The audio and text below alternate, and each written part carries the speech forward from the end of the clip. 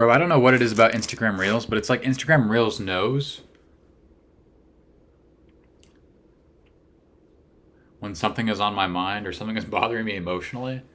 Because, like, I was at work and on break, I opened Instagram Reels. It's stuff about the NBA, basketball, and all that. And then I get off of work and, I open Reels, and then the first thing on the Reels is something about someone being permanently harmed because of psychiatric medications. And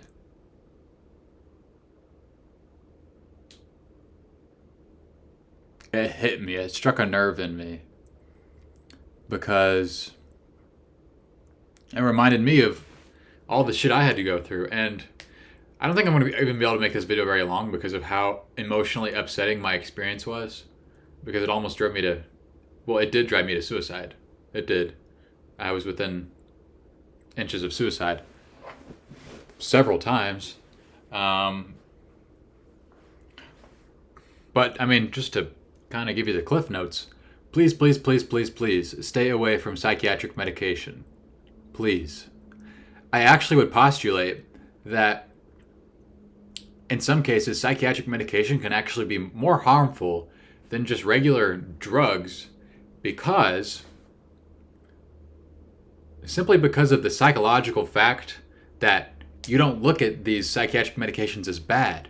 Whereas, crack, cocaine, meth, weed, people generally are more apprehensive or scornful towards those things more than they would be towards, psychiatric medication prescribed by a doctor or psychiatrist, So you kind of, it's like a Trojan horse kind of thing where you think you're getting this good thing, but inside is something actually bad for your health. And so it's like death by 1,000 cuts. Kind of like how I've said before, it's probably worse to be a moderate alcoholic than an extreme alcoholic, because someone who's an extreme alcoholic knows that they're an alcoholic and they're not delusional about it. But someone who's moderately an alcoholic, they might not actually realize that they're an alcoholic and they might be in denial and thus causing even more damage to their family and probably even prolonging even more how long it's going to take them to actually solve their addiction because they don't even realize or they're unwilling to admit that they actually do have an addiction. So again, it's kind of like a Trojan horse kind of thing, death by 1,000 cuts, because it gets drawn out over time because you don't think that anything is wrong with it, so you don't think to question or to stop your actions. And that is the problem with psychiatric medication, is that it's wrapped up in this nice lettering. It takes place under an office building, so you think, okay, this drug must be a good drug. But it has the same basic effect on you as any regular drug would have. It changes your mental state. It completely changes your mental state. It does. Some a little bit more than others, but it still changes your mental state. It changes how you view the world. It changes how you understand yourself. It changes how you connect with your body. It changes how you connect with your emotions. And anything that affects your emotions should be, you should be very, very, very, very, very careful with that. If not, avoid any of those kind of drug interactions completely because, I think emotions are more important to protect than your actual own physical body because your emotions are what actually directly impact how you see the world. Like, I would much rather have broken bones than have chronic anxiety or serotonin syndrome or schizophrenia because you can have broken bones and still be perfectly happy. You just have physical pain. But when you have these emotional problems, you can be in perfectly fine physical health, yet you're not able to actually utilize any of that because your nervous system is so effed up from the medications. And psychiatrists, honestly, I'm going to end up making more videos about how I hate psychiatrists, but psychiatrists are honestly the closest thing we have to evil. Like, they're the closest thing we have to demons and devils on earth. And I'm not exaggerating. I legitimately do hate psychiatrists because what they do is completely ineffective in the long term and not a solution. Yet they tout it as such. They'll tell you, oh yeah, this medication is a solution. And they have no idea. They have zero idea if the medication is actually going to work. They have no idea. they're guessing. Every time they give you a medication for some psychiatric disorder, anxiety, depression, bipolar, whatever, they're guessing. They don't actually know that it's going to work on you, and they're using you as a lab rat, but they won't tell you that, and they're going to make you think it's your fault. You know, they're going to guilt trip you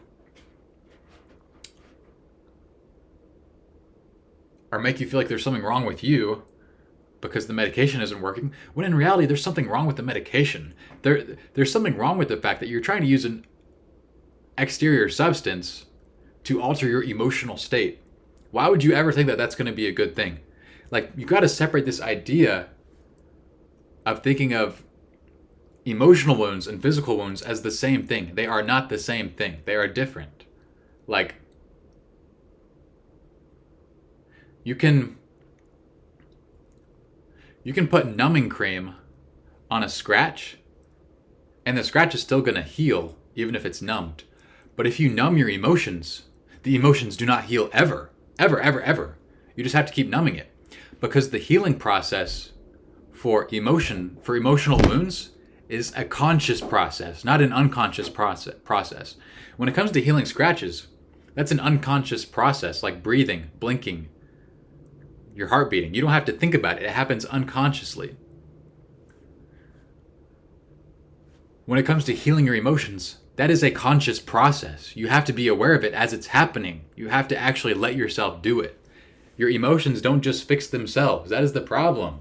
People think that, oh, these emotions are just going to fix themselves. No, they aren't. You have to actually listen to your feelings. You have to actually take yourself out of certain situations, remove certain people out of your life in accordance with what your emotions and your feelings are telling you. You have to let yourself cry. You have to let yourself feel angry. Like, you have to be the one to actually do this. Like, you are the closest thing that there is to emotions. Like, if there is anything, like if there was any way I could define what you actually are, you know, what does the word I actually mean? What does the word you actually mean, you know? Like, is it my body? Is it my brain? Is it my eyes, my ears, my toes? Like, none of those really feel like me. So if I could summarize what you are, what I am, it's emotions. That's how you experience the world. That's what determines what interests you, who disinterests you. Your feelings, your emotions. Those are the things that make life worth living. That's how you experience life. Life is not worth living. Life is not enjoyable. There's nothing to life. There's no essence of life if you can't actually have an emotional experience with your physical experience. And so you should be extremely 100 times more apprehensive about emotional medication than you are with physical medication. Because the truth is, these doctors, these psychiatrists, they have no idea what they are doing. None of them have any idea what they're doing. They have no way of knowing exactly how this medication is going to interact with your brain and your nervous system, and they're guessing. And then they're going to add in another medication on top of that, and they're just guessing. They have no fucking idea what they are doing. They don't know that these medications are actually going to work. And it's horrible to have like 3 different kinds of medications that you're taking. It is not good. It is not normal. And I remember hearing about people that would be on these like happiness cocktails, basically is what they would call it, because they would have, 3 or 4 different medications that they would have to take in order to feel normal as a person. That is not normal, and that is not okay. That is not healthy. That should not be encouraged. Like, the only time medication should ever happen for emotions is never. Never, ever, ever. Not even in a worst case resort. Never. Because even if someone is extremely suicidal, the solution to that is not numbing their emotions. That's what the medication will always do. Because like I said, healing your emotions is a conscious process. You can't just numb it and it fixes itself. You have to be there to experience the healing. You have to actually physically experience the healing and feel it happening and watch it happen and allow it to happen and make it happen. You have to do it. So the way to actually help someone who is suicidal is not to throw a medication at them, a drug at them. It's to embrace them, show them affection, show them tender loving care, and listen to them. Just to have a person assigned to them that is experienced, emotionally healthy, emotionally intelligent, that can look them in the eyes, listen to them, hug them, support them financially for, half a year, 2 years, until they can completely get on their feet. That is what actually needs to happen. And of course, I know that's not necessarily economically feasible, but there needs to be some sort of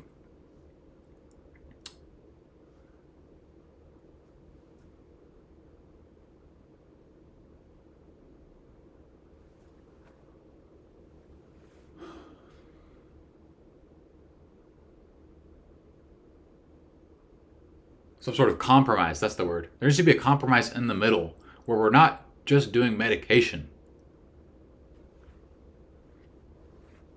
And we're not just doing talk therapy where we're throwing words at people. We need to actually be encouraging people to sit with their feelings and allow them to sit with them and just validate everything they're feeling. That's all you got to do as a therapist. But I've never had a therapist that actually did that. None of them actually know what they're doing, because all the ones I had, they had no experience actually dealing with these deep emotions. And I could tell because they had no idea what to tell me. And as someone who has actually been through those deep emotions, those deep valleys, I actually do know what to tell people, because there actually is a right and a wrong thing to tell people when they're going through these depressive times, when they're experiencing emotional pain. There are right and wrong things to say. And all of my therapists said the wrong things because they have no idea what they're doing, because the therapy system was, I don't think it was designed by someone who had actually experienced these things. Or at least if it was, it didn't ensure that the system would actually help people. And I do actually think I would have been better off not going to therapy. I do actually believe that, because, they lead you down the wrong path. They start telling you, you got to read all these self-help books. You got to sit there and do breathing exercises. Like, no, it's not that complicated. You need to just listen to your feelings, do what you want, feel how you want to feel, and allow yourself to feel that way. That's it. Allow yourself to cry. Actually, in a way, kind of try to make yourself cry. If you can listen to something sad or emotional, to get those emotions out, release that tension. That's what tears are for. They release cortisol. And I just told you that in 30 seconds. That's all they had to tell me. And none of them ever got to that. It's ridiculous. But the reason that psychiatrists are so evil is because I think a lot of them don't even realize the harm that they're doing. They actually think that they're doing a good thing for society. They actually think they're helping society when they're not. That is what is so bad about that. Like, I think probably a lot of psychiatrists aren't even trying to be evil. They're actually thinking that they're being good. They're doing something good for society when they're actually not. They're doing something evil. And it makes it even worse because, when you think you're doing something that's really good for society, it's probably really, like, you don't have any cognitive dissonance. You don't have a guilty conscience, So you don't have any baggage. So when you go to these psychiatrist conferences and you're talking about your strategies and your methods and all that, you're speaking very highly of psychiatry at all times, and you're very, very emotionally invested, and you're going to sound very convincing to people, and you're going to make them want to be more like you. And you're going to be able to, you're going to spread psychiatry even more because people are convinced by your confidence and your gall that, if you're this invested in it emotionally, it must be working, because you actually do believe it's working. Like, you're not faking it. And so I could just tell from the psychiatrist I talked to that they didn't know what they were doing. Like, there was always so much hesitancy with diagnosing me because they didn't actually know what they were doing. Like, because you can just get a snapshot of anyone. Like, you can't actually diagnose anyone with a psychiatric disorder by talking to them for 10 minutes, 30 minutes, an hour. You can't. You don't know them. Like, that's just not long enough. It needs to be longer. But no, these psychiatric diagnoses take 10 minutes. They can come up with this in 10 minutes. And even then, the diagnoses aren't helpful. It's like, you have depression. Okay, what? Because then it's putting it on me. It's like, okay, it's my fault. You're saying I have this. It's on me now. When in reality, my depression was never my fault, ever. I didn't have depression. I had the results, the consequences of neglect and abuse from my parents. The better word for it is unprocessed trauma. That is what all emotional disorders are. It's just unprocessed trauma. Like, if you have chronic anxiety, it's because you probably were scared to shit as a kid by your parents, and you were never allowed to show it. You were never allowed to process that grief from being scared all the time. So you just carried it with you in your nervous system for forever. And that's all there is to it. So the solution to that is not to take some medication for it, because then you're never going to have any incentive to actually resolve that trauma. And you might think, okay, well, that's fine. I don't want to deal with it. No, you do. Because if you want to go back to being happy like you were as a kid, like a long time ago, you got to actually get in touch with your emotions. The happiest times in your life, you were not on psychiatric medication. You don't look back and remember, oh yeah, I remember that Christmas when I was 4 years old, 8 years old or whatever. Yeah, I remember how I was on Lexapro and all that and that. No, because psychiatric medications, in order for them to make you less sad, less depressed, they also have to make you less excited and less happy, because it's the same nervous system.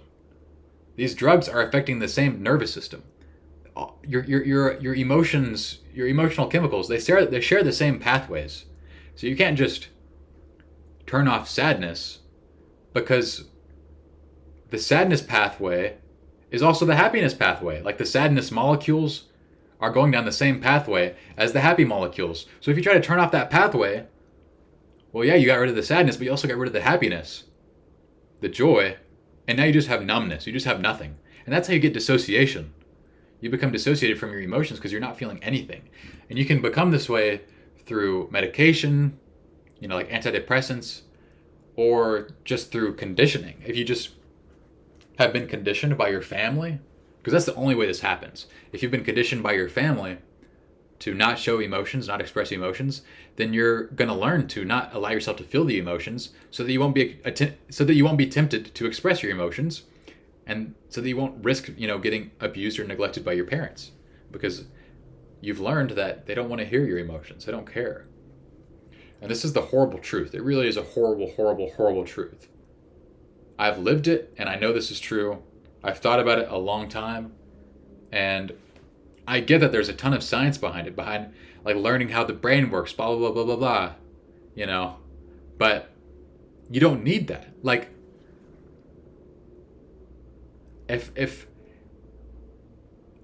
I tell you that I was slapped in the face 5 times a day from age 10 to 18 by my parents, do you need to go look into my brain and say, oh, well, receptor X is misfiring to receptor Y, blah, blah, blah, blah, blah. No, you don't need to do that. That is actually completely circumventing the problem.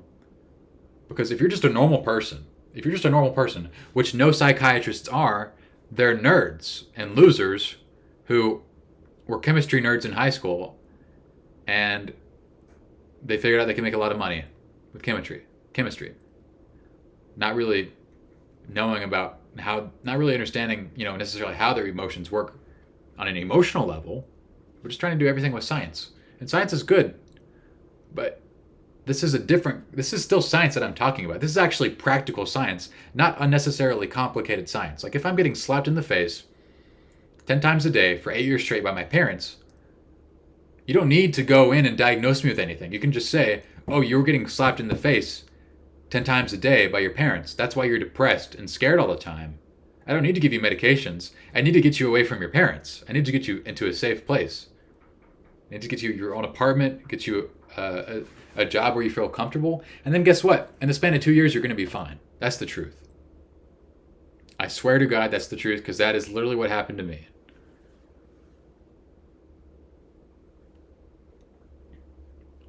Like, it's ridiculous. Like, you can, if there was, let's say there's a man and he was married to his wife for 25 years, only love he's ever had, high school, middle school sweetheart, married for 25 years. Wife dies in a car accident, and the husband was also in the car accident, but he survived. If he walks into a psychiatrist office that same week, you know what they're going to say? Oh, you have major depressive disorder. Or even if this happens next month or the month after that, or the month after that, they're going to be like, oh, you have major depressive disorder. You might need some venlafaxine. Or if he's still depressed a year later, that they might say that. And technically they're right. He technically does have major depressive disorder. But why does he have that? Is it because, oh, the neurons are misfiring in his brain from receptor X to receptor Y? Yeah, that's true. But why is that happening? Why? Because they aren't just misfiring because they're misfiring. They're misfiring because something happened, because your brain is responding to your environment. That's how thinking comes up. That's how your emotions come up. Your emotions are reflexes and reactions to your current life situation. So the reason he has these misfiring neurons, transmitters, whatever, is because maybe the only person he's ever loved was just taken from him and killed in front of him. That's why. That's why.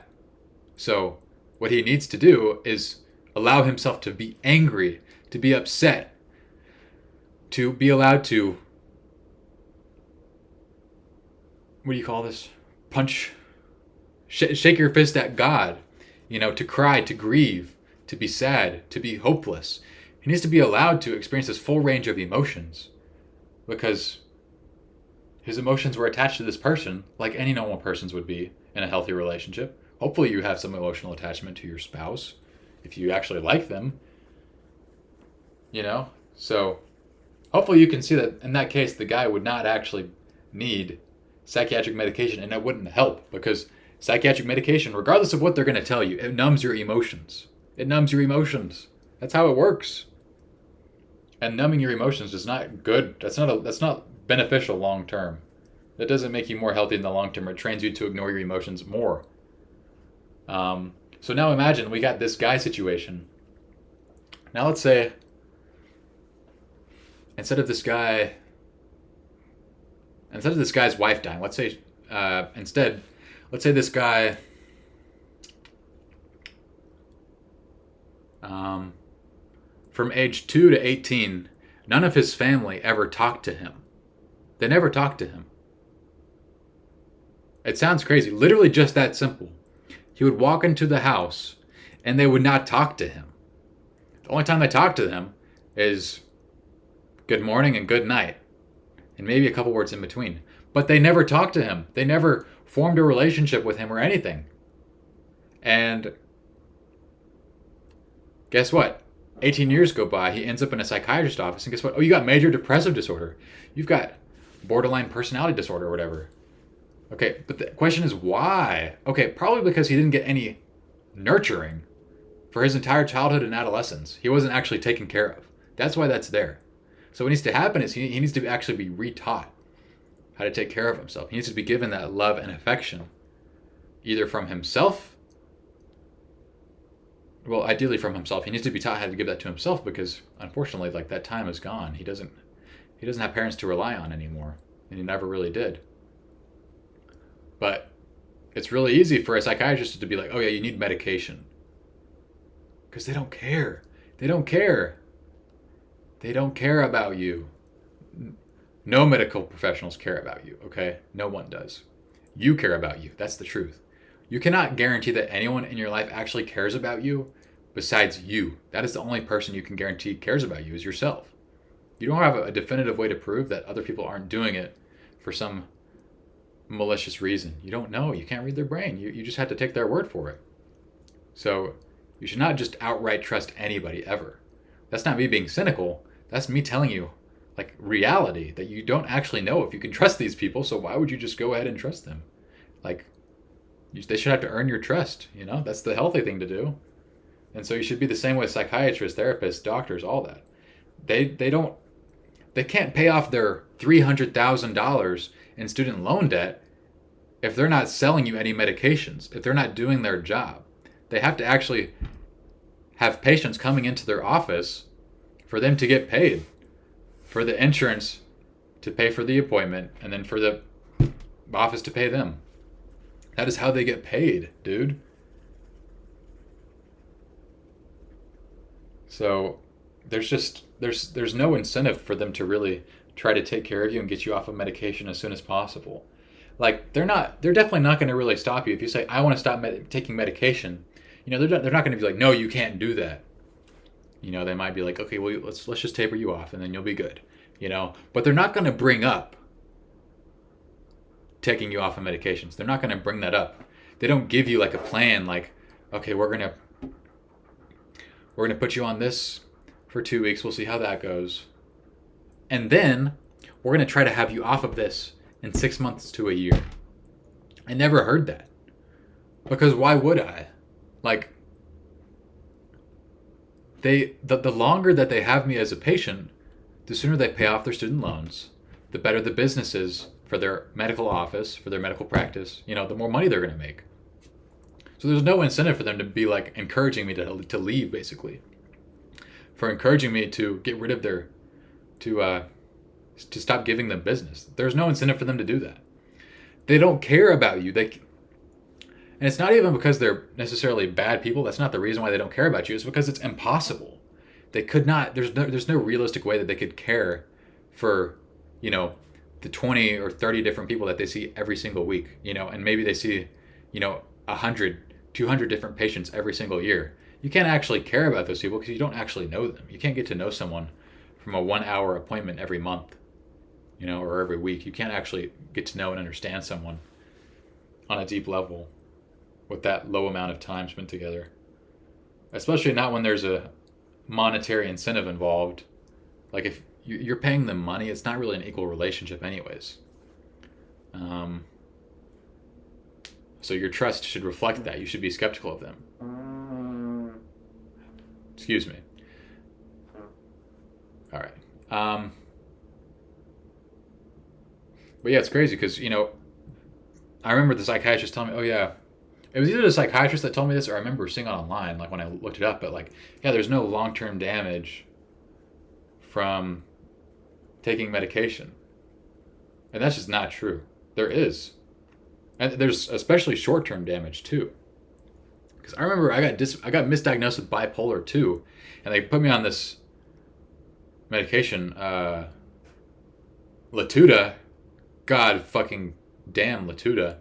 And it made me feel like my skin was peeling off. It was absolutely horrible. Horrible. I wanted to fucking kill myself. It was so bad. And they didn't tell me about that ever. They were never like, oh, if you have any side effects like the following, let us know, or stop, or do this. They never did that. And my parents didn't care. Why would they care? If my parents cared, if my parents cared about me, I would have never ended up in a psychiatrist's office. And the thing is, the thing that's different about psychiatric prescriptions, psychiatric treatment, is that there's very little recourse for the patient. Because when the patient is at the point where they're coming to a psychiatrist's office for treatment, they're not in the capacity to actually stand up for themselves, generally speaking. And so they're not going to have the mental wherewithal and the mental clarity to think about being skeptical, being uber skeptical of the psychiatrist office, the therapist, enough to actually potentially get a lawyer involved or to actually file a lawsuit against them, because they're not going to really be thinking to keep track of all their symptoms while they're happening, because they're just focused on literally staying alive, And it's different because, if you have a surgery on your spleen or something, that's going to be really painful, but you still have the mental wherewithal. You still are all there mentally enough to know, okay, I need to get a lawyer. Okay, I'm going to get mad at these these physicians, because they wronged me, and I'm going to stand up for myself. I'm going to get some help. You have the mental wherewithal to do that, to get help. When you're on psychiatric medication, you don't. You evidently do not have people actually helping you in your life if you're in a psychiatrist's office. Because people who are actually helped and cared for, they don't ever actually have to go see a therapist or a psychiatrist. Generally speaking, they're not going to really end up there most of the time. Because, if your parents actually care about you, in a way they kind of do act like a therapist, in the way that they listen to your feelings and they validate them. It's not that hard. So if you've ended up in a psychiatrist office, you don't really have anyone there for you. And the crazy thing is, my parents were the ones that initially put me into therapy and psychiatry or psychiatric treatment, and it was their fault.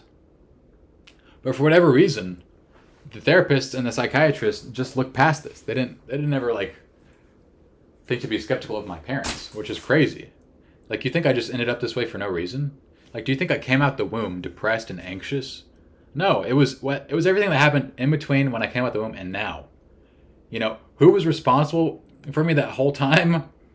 Who did I spend 99% of my time around? My parents. Whose fault do you think it is? Was it my job to raise me from 0 to 18? No. It was their job. And now they're driving me off, at the dog pound basically, to get me treatment, thinking that it's not their fault. Yeah, no, it is your fault.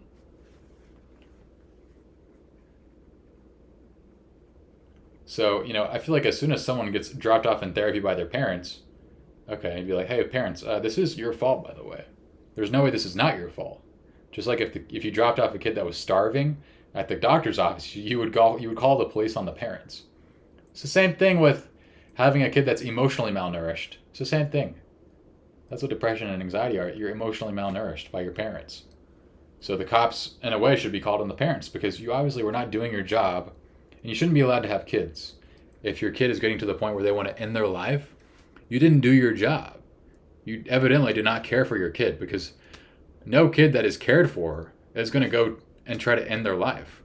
Like, think about it like this. In case you can't understand that because you're too brain dead or thick-skulled or just ignorant or stupid. Okay, if a dog is trying to run away from the house that they live at, if the dog is cowering in fear, if the dog is sad, if the dog doesn't like to talk, what do you think? Do you think the owners are being good owners? Yes or no? No. If the dog is sad, even around, other dogs, do you think it was treated well at home? Whenever this dog is otherwise perfectly physically healthy? No, the owners did not take care of it because there's more to taking care of a living organism than just throwing food, water, and shelter at it. Like, the organism also needs to not be physically abused and neglected. But there's just millions, billions of people who do not understand this because they're not even in touch with their own emotions.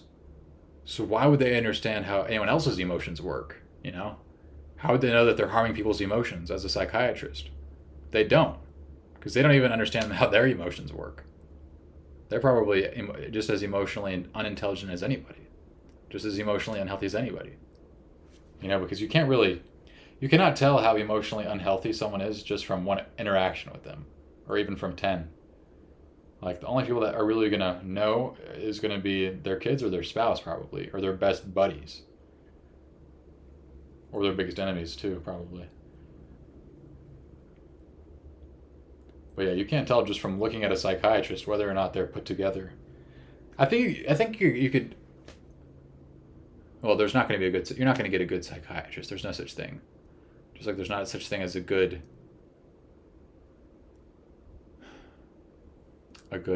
rapist, Generally the same thing.